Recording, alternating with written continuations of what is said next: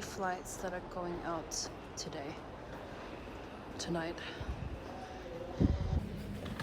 Look how quiet everything is. It's so quiet.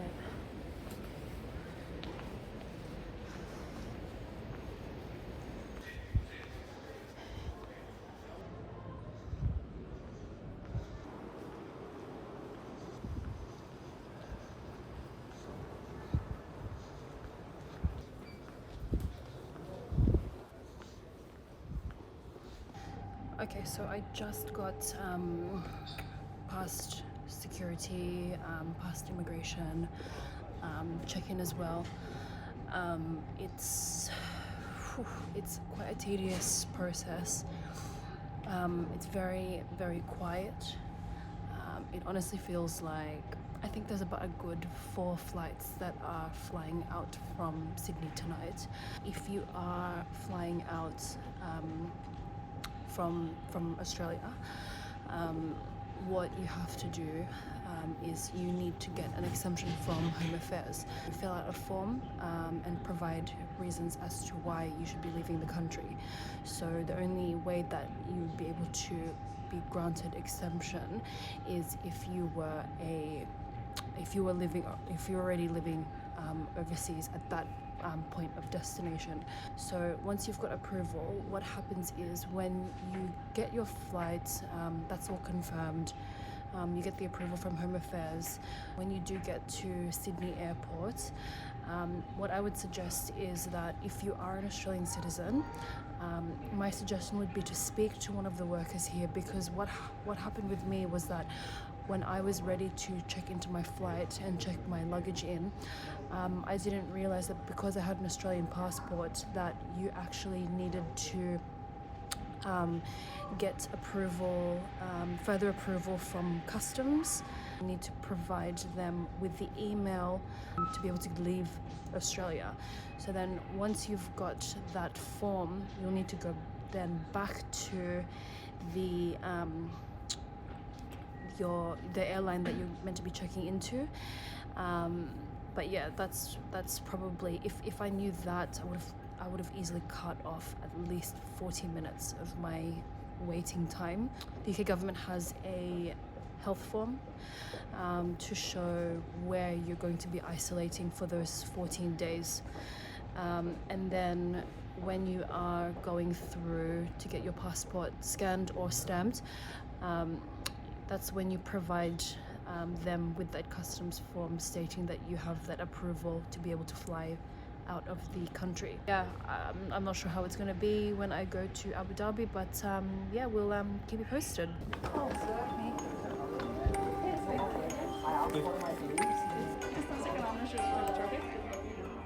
go ahead.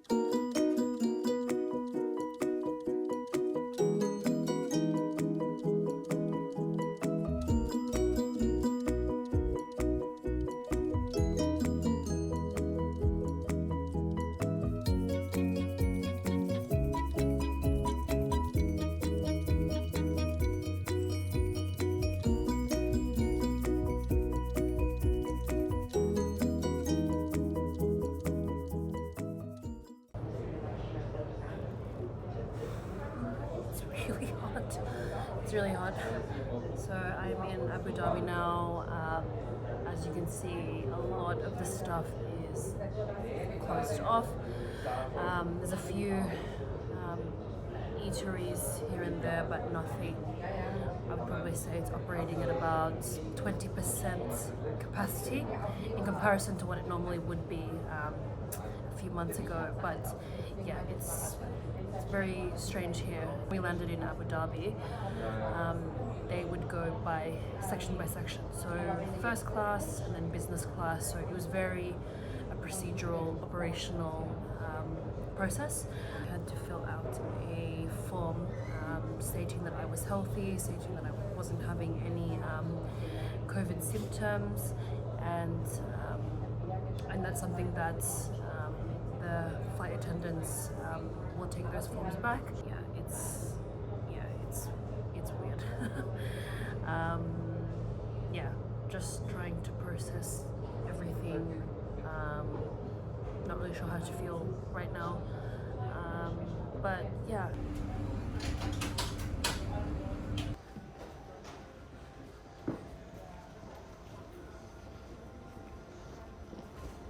We're sitting out here because there's more space. Make the lenders? Yeah.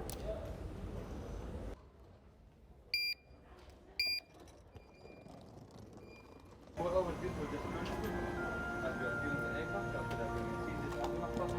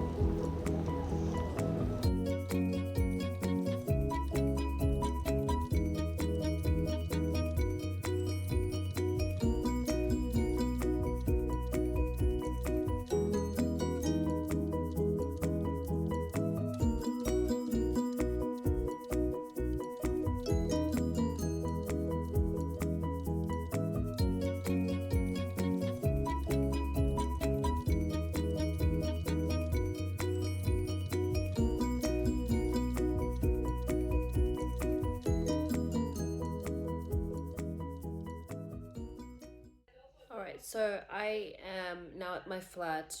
I've unpacked my stuff, I've freshened up. I'm now into my first day of quarantine. So it's the mandatory 14-day quarantine. And I guess what's really interesting to see is traveling from Sydney to Abu Dhabi, from Abu Dhabi to the UK. It's really interesting to observe how each country has specific procedures in place. And I guess one of the main things that I've noticed was obviously Australia has less people, less population, so it's a lot easier to be able to have stricter measures in place. The UAE, when I got there, you would have seen that they're very, very, very strict. They even had stickers in place to maintain the 2 meter distance between people. And then, when I landed into the UK, there wasn't any of those stickers, which it was really interesting to see the difference in that. You have to complete a locator form. So the locator form is essentially a form that you have to submit to the government to state where you're going to be isolating for the 14 days. You hand that in, they do a temperature check, and then you're good to go. That's I guess that was one of the things that I was I guess a bit surprised with, because I initially was going into this believing that I was going to get swabbed, but yeah, I didn't have any yeah, they just didn't swab me. So yeah, I guess each country has their own different policies. I've also heard that the UK is having another update on the quarantine rules in the next few days. So I'm just going to wait and see how that goes. I might need to quarantine anyway for the full 14 days, despite the fact of flying in from Sydney, based on the fact that I had a connecting flight in the UAE. So, yeah, I'm in day one of quarantine, quite tired, quite jet lagged as expected. But yeah, I guess I'm quite used to this, being indoors most of the time anyway. I mean, we've been in lockdown for how many months now? But yeah, I mean, yeah, happy to be back in London, and yeah, we'll see how I go for the next 14 days.